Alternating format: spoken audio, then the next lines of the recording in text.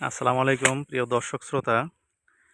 বাংলাদেশ ধান গবেষণা ইনস্টিটিউট কর্তৃক বিধান 103 ধানের জাত মফিজুর রহমান মাফি ভাইয়ের জমিতে কৃষি সম্প্রসারণ অধিদপ্তর কর্তৃক সার্বিক সহযোগিতায় এখানে প্রদর্শনী বাস্তবায়ন করা হয়েছিল। তো আজকে সে ধানটা কর্তন করা হচ্ছে।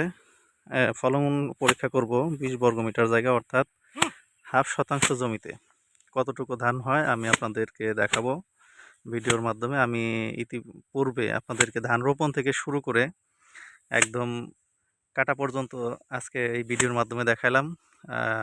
উনি অনেক যত্নশীলভাবে ধানের এই বীজটা সংরক্ষণ করবেন।